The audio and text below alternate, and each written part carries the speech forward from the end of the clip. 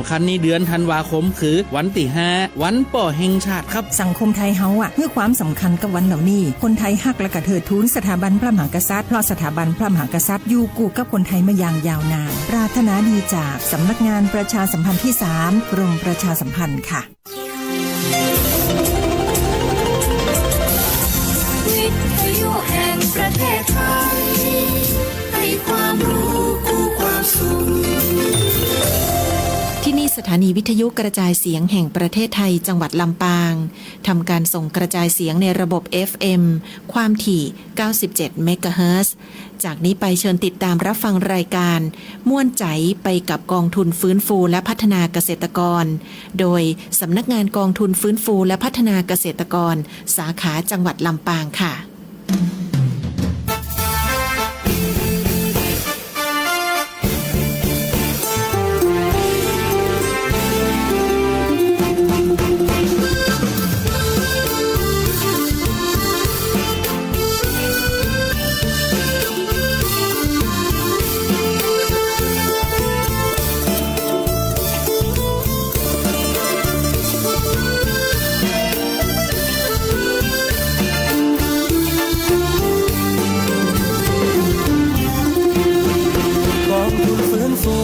พัฒนาเกษตรกรเพื่อเกษ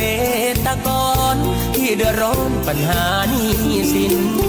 มีหลายครอบครัวต้องจำนองด้วยที่ทำกินจนแทบหมดหนทางดินเมื่อที่ดินจะโดนยึดไปเป็นหนี้ที่ไหนธนาคารใดก็อย่าไปหนีให้เข้ามาทางนี้มาปรึกษาทางแก้ไขรัฐบาลช่วยตั้งกองทุนไม่หวังกำไรใช้หนี้ให้ก่อนแล้วค่อยผ่อนใช้ผ่อนน้อยยาวๆดอกเบี้ยไม่มี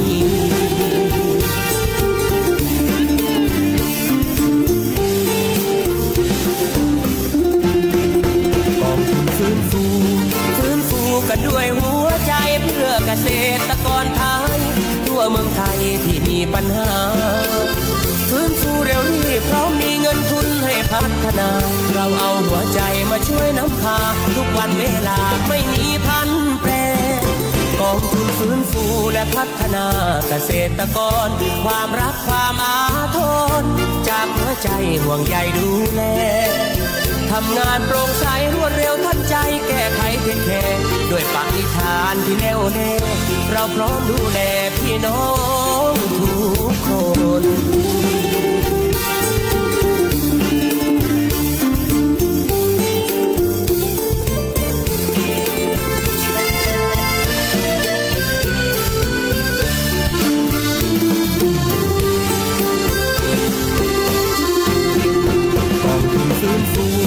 ฟื้นฟูกันด้วยหัวใจเพื่อเกษตรกรไทยทั่วเมืองไทยที่มีปัญหาฟื้นฟูเร็วรีบเพราะมีเงินทุนให้พัฒนาเราเอาหัวใจมาช่วยนำพาทุกวันเวลาไม่มีพันแปรกองทุนฟื้นฟูและพัฒนาเกษตรกรความรักความอาทรจากหัวใจห่วงใยดูแลทำงานโปร่งใสรวดเร็วทันใจแก้ไขเพียงแค่ด้วยปณิธานที่แน่วแน่เราพร้อมดูแลพี่น้องทุกคนทำงานโปร่งใสรวดเร็วทันใจแก้ไขเพียงแค่ด้วยปณิธานที่แน่วแน่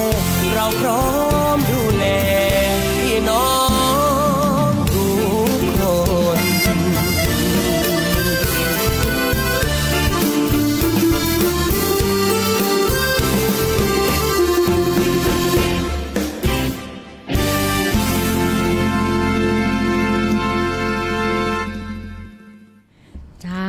สวัสดีและทักทายแฟนรายการทุกท่านเจ้าอยู่กับรุ่งสุรีชัยสอนพนักงานอาวุโสสำนักงานกองทุนสาขาจังหวัดลำปางนะเจ้าวันนี้มารายงานตัวละนะเจ้าเนาะบ่ายโมงกับเกือบ10 นาทีละนะเจ้าหลายคนเนาะกำลังกินข้าวน้ำจำข้าวตอนอยู่นะเจ้าก็ส่งกำลังใจขึ้นกันนะเจ้าเนาะในบ่ายวันนี้เห็นว่าพี่น้องไม่ทะตอนนี้ฝนกำลังลงอีนะเจ้าส่งข่าวมาละนะก็ทักทายแฟนรายการหลายๆพื้นที่นะเจ้าพิเศษอย่างพี่น้องเมืองปานนะเจ้าปลาบอกว่าปลาขอเพลงมาแล้วเน้อน้องลุงอีนะเจ้าแล้วก็พี่น้องตั้งแม่แจ่มนะเจ้าเนาะก็เอิ้นมานะเจ้าขอบทเพลงนิราศเวียงพิงอีนะ อีกท่านหนึ่งน้ำตาคนเลวนะจำเติดคนเลวน้ำตา นะเจ้ายังว่าเนาะนะเจ้าเนาะขอบคุณแฟนรายการนะเจ้าช่วงนี้เวลาดีๆอย่างอีนะเจ้าอยู่กับรายการกองทุนฟื้นฟูและพัฒนาเกษตรกรสาขาจังหวัดลำปางมาจัดรายการในช่วงเวลาดีๆกับม่วนใจไปกับกองทุนฟื้นฟูและพัฒนาเกษตรกรนะเจ้าอยู่กับกองทุนตึงม่วนบ่ม่วนเฮาก็จะปากันม่วนนะเจ้าในยุคตีระบบนิเวศที่เปลี่ยนแปลงไปนะเจ้าเนาะความเป็นห้องอย่างธรรมชาติที่เสียสมดุลกะนะเจ้าแล้วก็ปัญหาหนี้สินปัญหาทางสังคมที่ถาโถมเข้ามานะเจ้าเนาะก็บ่ต้องคิดอย่างนักนะเจ้ามันเป็นเรื่องของธรรมชาติอยู่กับมันให้ได้มันเกิดขึ้นแล้วนะเจ้าเนาะก็ดูแลกันไปนะเจ้าส่งกำลังใจดีๆให้กันนะเจ้าเนาะในวันอังคารนะเจ้าวันอังคารวันนี้ตะวาก็วันอังคารที่14นะเจ้าเนาะเดือนตุลาคม2568นะเจ้าในส่วนของเดือนตุลาส่วนใหญ่ก็จะเป็นเรื่องของการเปลี่ยนแปลงเนาะนะเจ้าหลายๆเรื่องหลายๆส่วนนะเจ้าก็ส่งกำลังใจดีๆให้ทุกท่านนะเจ้าเนาะที่เป็นแฟนรายการม่วนใจไปกับกองทุนฟื้นฟูและพัฒนาเกษตรกรแล้วก็แฟนรายการของสวทลำปางนะเจ้าเป็นเพื่อนเป็นป้องกันนะเจ้าในเวลาดีๆเพราะว่าท่านจะมีปัญหากับอกกับใจหรือมีเรื่องตีหน้ายินดีก็เอิ้นมาได้นะเจ้า0542245556นะเจ้าถ้าจะจำบ่ผิดละท่านนี้น้องต่อวันนี้เรามีทีมงานตั้งสวทนะเจ้าน้องต่อก็มานั่งอยู่เป็นเพื่อนเป็นป้องคอยควบคุมเสียงแล้วก็คัดเลือกบทเพลงที่แฟนรายการแนะนำมานะเจ้าเนาะส่งกำลังใจมาให้กันนะเจ้าวันนี้นอกจากเจ้าหน้าที่จะแนะนำบทเพลงมาฮึละนะเจ้าแล้วก็เจ้าหน้าที่ก็ยังต้องการกำลังใจจากพี่น้องที่ฟังอยู่ทางบ้านนะเจ้าเนาะบอกว่าฟังทางผ่านทางไลฟ์สดของ FM ทางสวทนะเจ้าลำปางหรือว่าทางวิทยุ FM นะเจ้าเนาะ97 เมกะเฮิรตซ์นะเจ้าก็เป็นกำลังใจให้กันเนอะวันนี้ก็ยังปักเขปักเงกับอยู่กล่องเอกสารอยู่นะเจ้าที่ผ่านมานะเจ้าเนาะก็ได้จ่ายงบอุดหนุนแล้วก็งบกู้ยืมให้พี่น้องเกษตรกรวันนี้ก็นัดมาอีก2กลุ่มนะเจ้ากะเดียวสักการลุงกะหลังจากจัดรายการแล้วก็จะลงไปปะพี่น้องติดตามพี่น้องในพื้นที่อำเภอแม่ทะนะเจ้าเอิ้นมาแต่เจ้านี่นะเจ้าด่วน EMS ว่ากันกองทุนฟื้นฟูนะเจ้าอันใดเป็นประโยชน์ของพี่น้องเฮายินดีเพราะว่าความลำบากของพี่น้องมารอจ้าบ่ได้นะเจ้าเอาละนะเจ้าเนาะทักทายกันพอหอมปากหอมคอก่อนนะเจ้าไปฟังบทเพลงเพราะๆด้วยกันเดี๋ยวมาทักทายกันใหม่เจ้า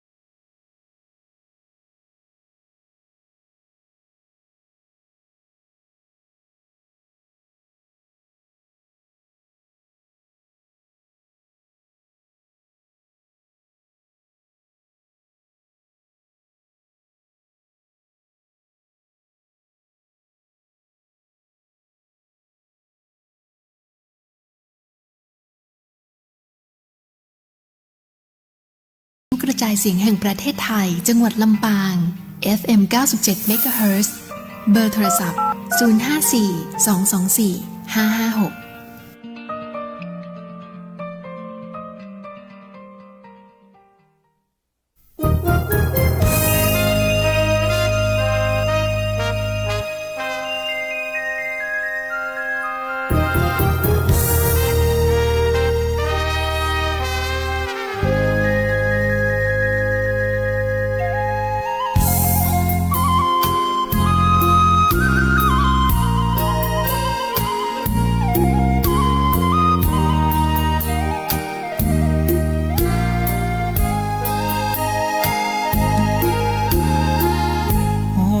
กลิ่นน้ำคลองที่ปลายท้องทุ่ง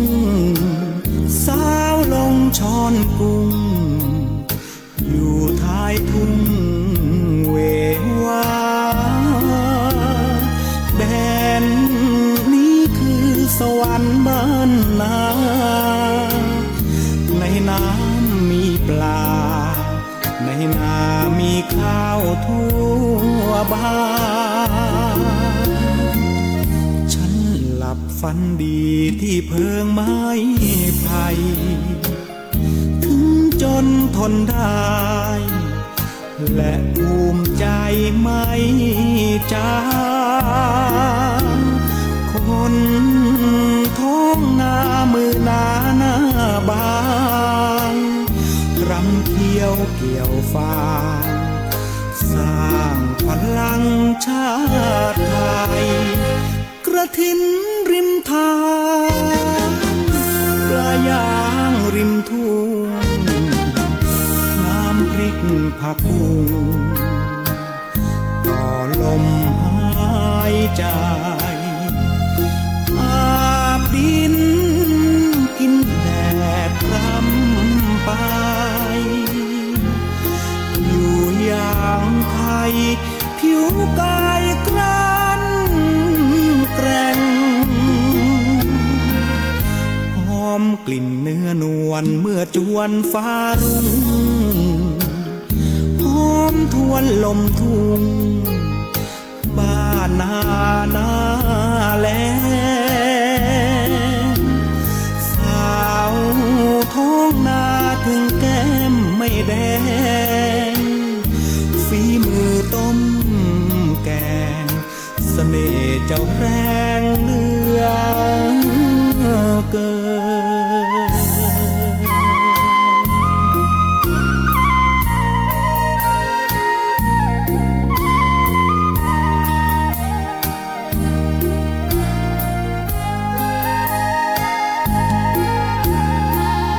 หอมกลิ่นเนื้อนวลเมื่อจวนฟ้ารุ่ง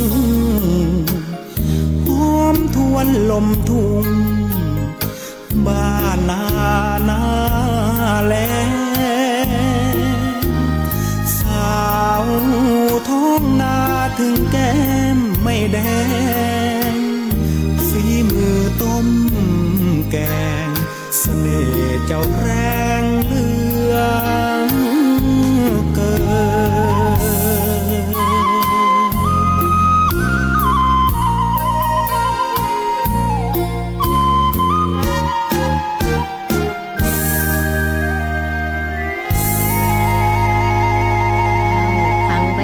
เพลงเพราะๆนะเจ้าปึ้งใจก็ ตามใจผู้จัดคัดใจผู้ฟังนี่นะมีคนแซวนะเจ้าเนาะก็เนาะนะเจ้าก็วันนี้ก็เอาใจแฟนรายการทุกพื้นที่ตีเอิ้นมานะเจ้าเนาะเฮาบอกแล้วว่าม่วนใจไปกับกองทุนฟื้นฟูและพัฒนาเกษตรกรถ้าบ่ม่วนใจก็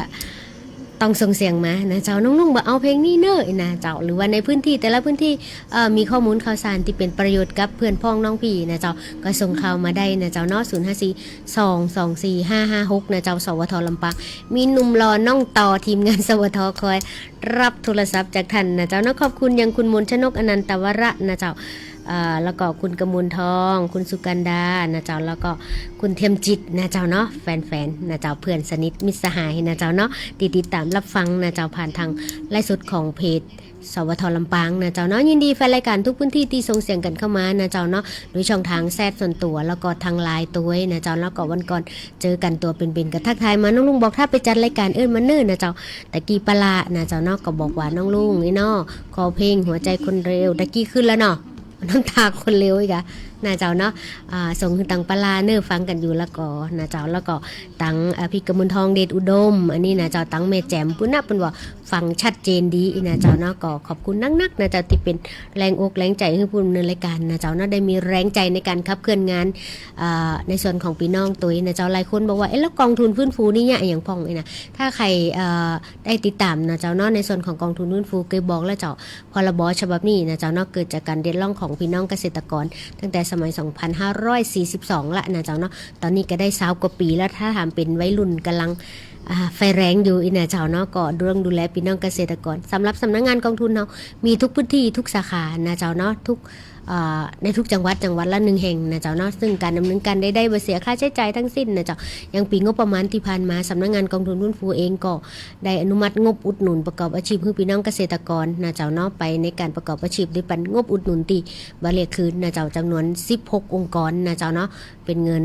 พอสมควรอยู่นะเจ้าให้พี่น้องเกษตรกรได้ไปขับเคลื่อนนะเจ้าในส่วนของงบกู้ยืมนะเจ้าเฮาอนุมัติ1 กลุ่มนะเจ้าเป็นการรวบรวมข้าวเปลือกอินทรีย์ในพื้นที่อำเภอห้างชัดนะเจ้าช่วงบ่ายนี่ก็คงนัดมาปะกันนะเจ้าเนาะในเรื่องของการขอเบิกงวดที่2นะเจ้าเพิ่งเป็นไปตามระเบียบการเงินการบัญชีของสำนักงานกองทุนนะเจ้าเพราะว่าทุกบาททุกสตางค์เป็นภาษีของพี่น้องนะเจ้าแล้วก็ถ้าพี่น้องเอาทำให้เกิดประโยชน์นะเจ้าก็เป็นสิ่งที่งดงามให้พี่น้องสามารถลืมตาอ้าปากหรือว่าปึ้งตัวเก่าได้นะเจ้าเนาะในสถานการณ์อย่างอี้นะเจ้าเนาะความมั่นคงด้านอาหารความมั่นคงด้านที่อยู่อาศัยนะเจ้าในเรื่องของปึ้งตัวเก่านะเจ้าด้านอาหารเขาจะแยกอย่างใดนะปึ้งตัวเก่าในด้านหนี้สินจะแยกอย่างใดนะเจ้าเบื้องต้นเขาปึ้งตัวเก่าก่อนนะเจ้าเนาะถ้าปึ้งบ่ได้เขาก็ต้องอาศัยเปื่อนสนิทมิตรสหายหรือคนที่เข้าใจหรือองค์กรที่มีภารกิจอย่างเช่นกองทุนฟื้นฟูและพัฒนาเกษตรกรนะเจ้าซึ่งภารกิจหลักเขานะเจ้ามี2 ส่วนก็คือส่วนที่1ก็คือการฟื้นฟูอาชีพให้พี่น้องเกษตรกรปึ้งตัวเก่าแล้วก็สามารถดำเนินชีวิตได้ต่อไปนะเจ้าเนาะโดยพอประกอบอาชีพได้มีรายได้ก็สามารถจัดการปัญหาของตัวเองได้นะเจ้าแต่หลายส่วนก็บอกว่านอกจากปัญหาในเรื่องของเครื่องมือทำมาหากินนะเจ้างบประกอบอาชีพแล้วสิ่งหนึ่งที่จะต้องมีอีกก็คือในเรื่องของการแก้ไขปัญหาหนี้สินซึ่งตอนนี้ในส่วนของปัญหาหนี้สินค่อนข้างจะเป็นเรื่องตีหน้าห่วงใยนะเจ้าเนาะส่วนหนึ่งเกิดจากว่าชีวิตพี่น้องเกษตรกรอยู่ขึ้นกับเป็นห้องว่าอย่างความเสี่ยงสูงนะเจ้าแล้วอีกส่วนหนึ่งก็คือในเรื่องของระบบที่กระทบทุนนิยมที่มากระทบแล้วก็ระบบเศรษฐกิจนะเจ้าแล้วก็วิธีการดำเนินชีวิตที่เปลี่ยนแปลงไปนะเจ้าเนาะมีใช้เงินตราเป็นสื่อกลางนะเจ้าจากที่เมื่อก่อนนี่มีแค่แรงงานนะเจ้าเนาะก็อยู่ได้แต่บัดนี้สถานการณ์เปลี่ยนแปลงไปนะเจ้าซึ่งตรงนี้นะเจ้าการตั้งรับเป็นสิ่งที่สำคัญนะเจ้าสำหรับพี่น้องเกษตรกรเฮาแต่เบื้องต้นขอเอาเสียงนี้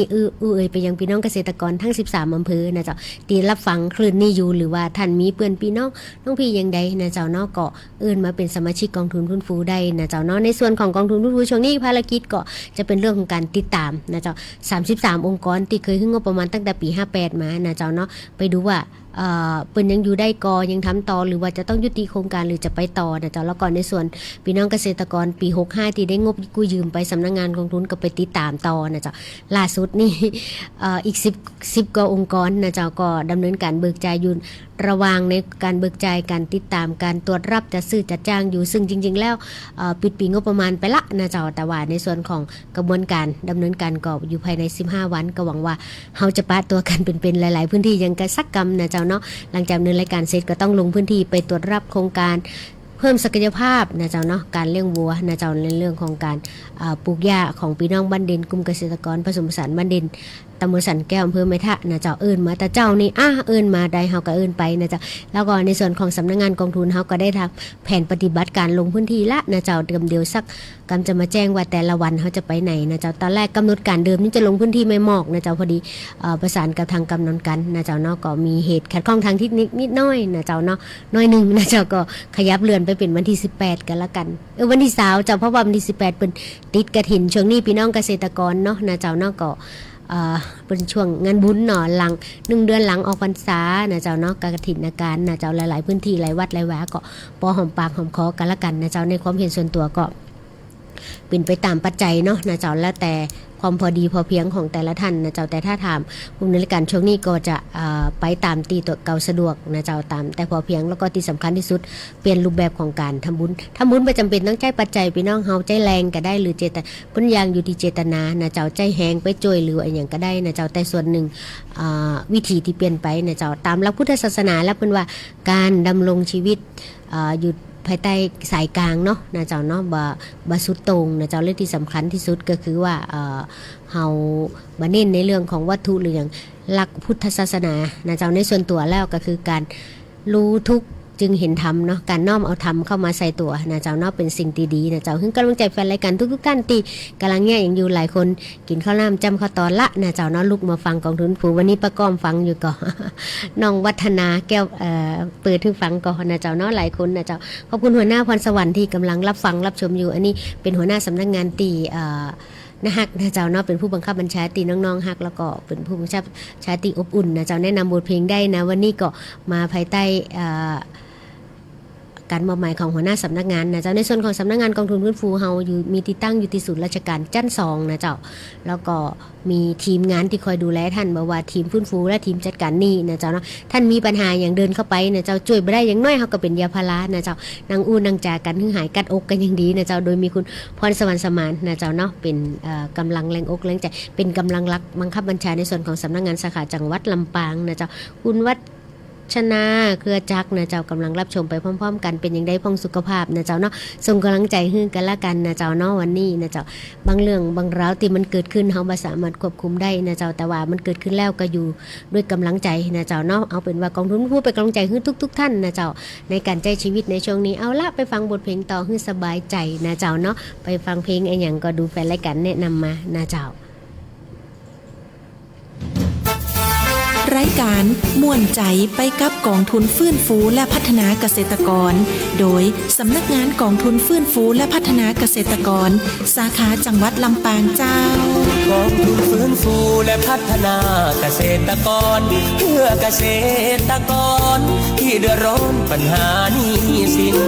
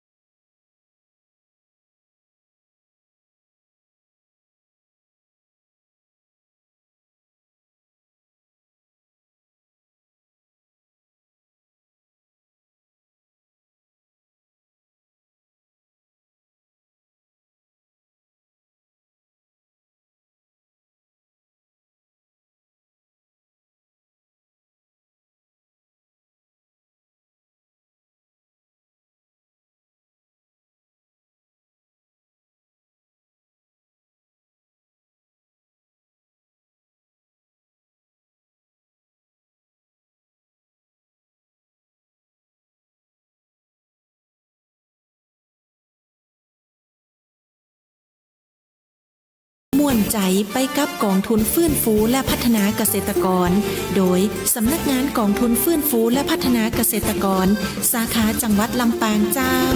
กองทุนฟื้นฟูและพัฒนาเกษตรกรเพื่อเกษตรกรที่เดือดร้อนปัญหา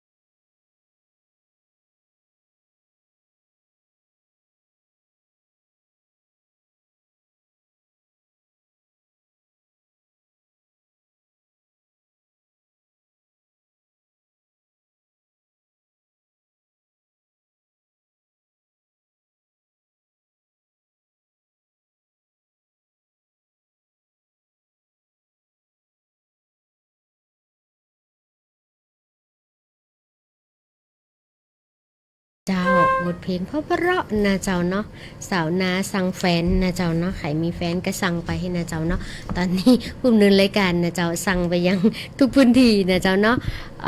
วันนี้พื้นที่ในองค์กรใดที่ยังไม่ได้ส่งเอกสารนะเจ้านั้นในการเคลียร์เอกสารหลังการเบิกจ่ายนะเจ้าแจ้งมาเนิ่นนะเจ้าทางน้องเจนะโพดแล้วก็คุณภูมินะเจ้าเนาะรออยู่ที่สำนักงานนะเจ้า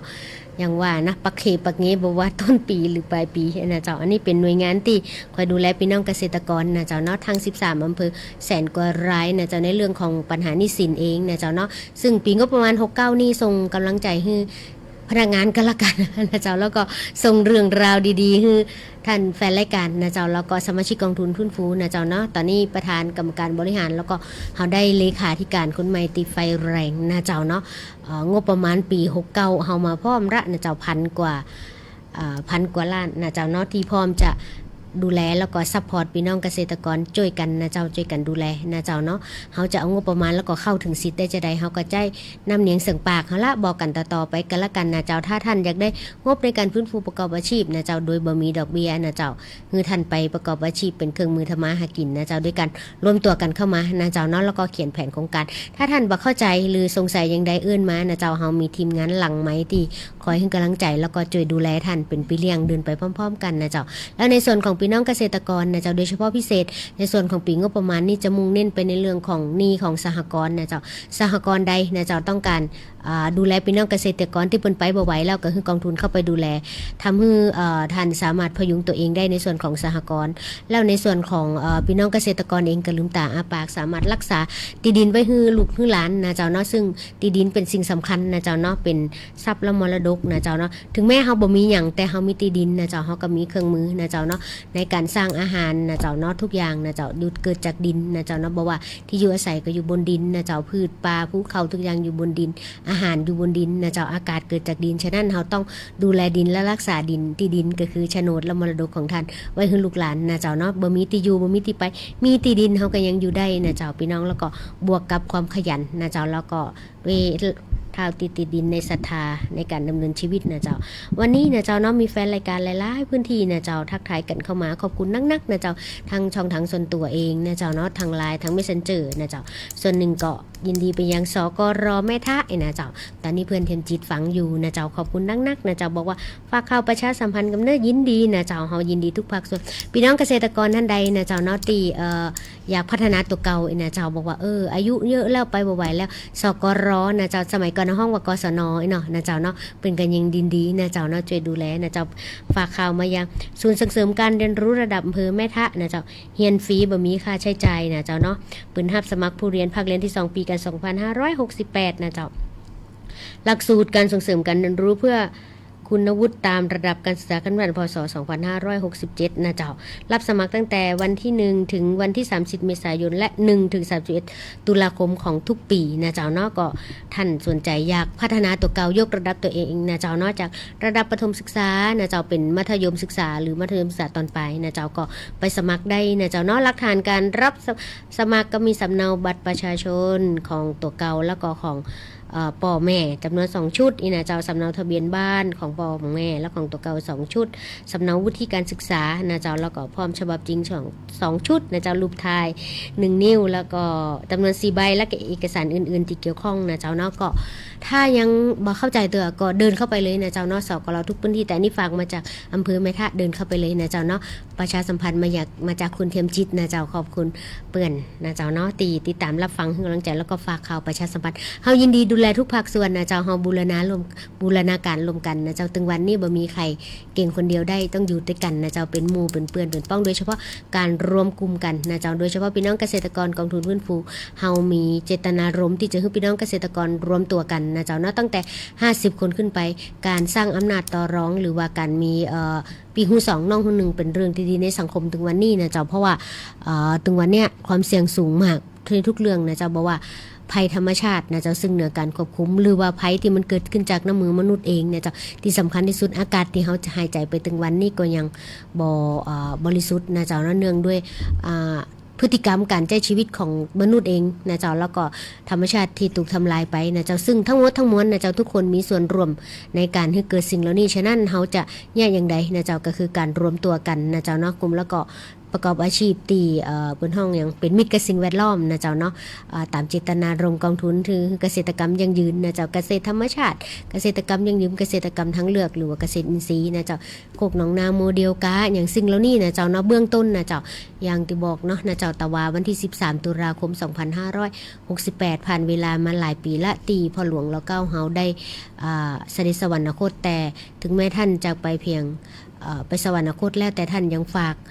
สิ่งดีๆโดยเฉพาะปรัชญาเศรษฐกิจพอเพียงนะเจ้าเนาะคือพี่น้องเกษตรกรนะเจ้าเนาะได้เดินร้อยตามอันนั้นก็คือยาวิเศษนะเจ้าคือเฮาหลุดพ้นจากความยากจนคือสู่ความสุขที่ยั่งยืนนะเจ้าถึงเวลาแล้วพี่น้องเกษตรกรต้องลุกขึ้นมาคิดทำนำเปลี่ยนคิดอย่างบอกเขียนบอกถ้าเขียนมองต้องเดินไปสกรแม่ทะ ไปสมัครนะเจ้าเนาะเฮียนนะเจ้าเนาะมีครูสวยๆนะเจ้าหน้าตาดีๆรออยู่นะเจ้าแล้วหลายพื้นที่นะเจ้าส่งเสียงพื้นที่ไหนรับฟังอยู่ฟังชัดเจนแบบชัดเจนนะเจ้าหรือองค์กรใดกลุ่มหรือพื้นที่ใดนะเจ้าอยากให้เจ้าหน้าที่กองทุนฟื้นฟูลงไปหานะเจ้ายินดีนะเจ้าเนาะเฮายินดีลงไปพบปะพี่น้องเกษตรกรแต่อย่างว่าเนาะนะเจ้าก็ต้องไปตามลำดับขั้นตอนนะเจ้าแต่ว่าก็มีพี่น้องอำเภอห้างชัดนะเจ้าคุณวันดีกันใจรถนะเอิ้นมาวันดีคืนดีก็ลงไปให้ข้อมูลกับเนิ่นนะเจ้ายินดีเจ้าแฟนรายการนะเจ้าเนาะอันไหนเป็นประโยชน์พี่น้องเฮายินดีแต่ช่วงนี้เฮาขอเคลียร์เอกสารคนกันแล้วกันเอาละนะเจ้าเนาะฟังน้องลุงไปโดยจะไก่นะเจ้ามาม่วนใจด้วยกันดีเจกับม่วนคนจัดเพลงกับม่วนคนฟังกับม่วนอันนี้เฮาท่องว่าม่วนใจไปกับ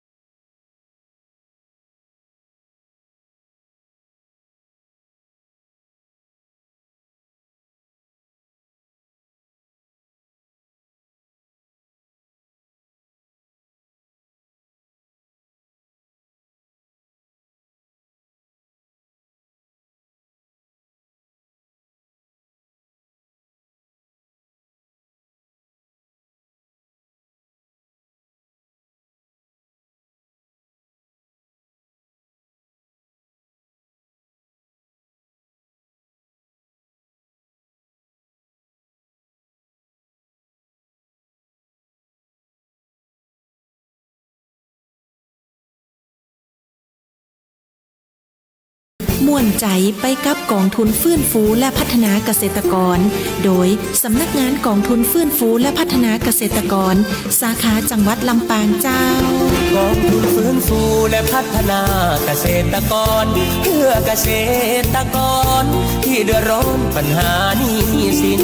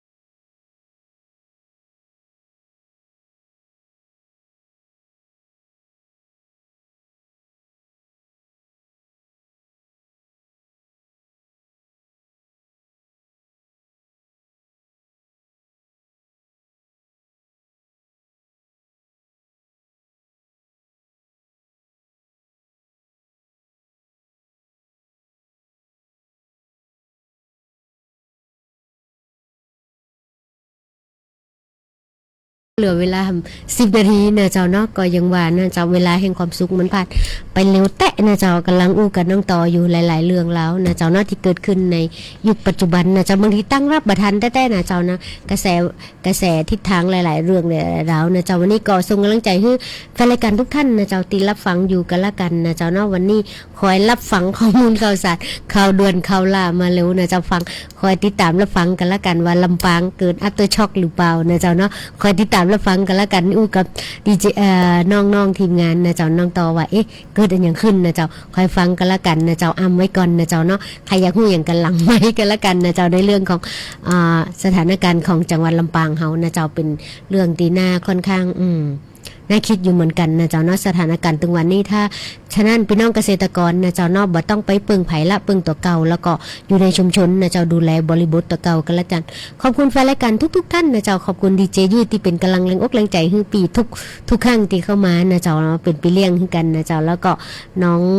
ตีคอเพลงเองก็แม่ดอกจำปาส่งให้แล้วเนื้อดอกจำปาอีกกับบ่มีแม่เนาะนะเจ้าแล้วก็ขอบคุณแฟนรายการนะเจ้าปีสีนวลถ้าจะเปิดบัตรตันละนะเจ้าเนาะเพราะเดี๋ยวนัดหมายกับพี่น้องกลุ่มเกษตรกรบ้านเด่นไว้นะเจ้าเดี๋ยวก็ต้องรีบเดินทางเข้าไปบอกว่าตอนนี้ไม่ท่าสถานการณ์ฝน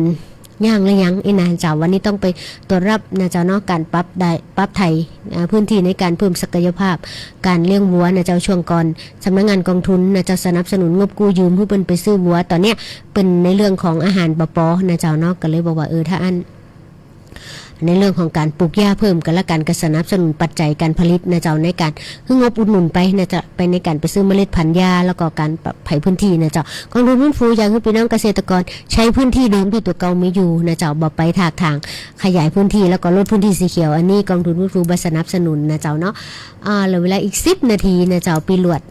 สุกันดาวงวันจันทร์นั้นกับแฟนพันธุ์แท้ของกองทุนฟื้นฟูในนามของกลุ่มเกษตรกรบ้านนากว้าวตอนวันนี้บอกว่าฟังอยู่ที่กรุงเทพปุ่นเน้อน้องลุงอีนะขอธรรมชาติโหดอีนะหรือว่าธรรมชาติลงโดดบ่แน่ใจเนาะนะเจ้าเอาปิดท้ายกันละกันขอบคุณเพื่อนจิตนะเจ้าแล้วก็ขอบคุณเพื่อนเฉดตีฟังด้วยกันอยู่นะเจ้าเนาะก็ส่งกำลังใจให้นะเจ้ามิตรภาพแล้วก็ความห่วงใยความปรารถนาดีมีให้กันเสมอบ่ว่าสถานะใดนะเจ้าเนาะบทเพลงเพราะๆนะเจ้าส่งให้กันนะเจ้าเนาะแล้วก็มีเพลงหลายคนนะคุณนัทฟาร์มเข้ามาละติดข้างไว้ก่อนกันละกันบทเพลงที่ขอมานะเจ้าเนาะ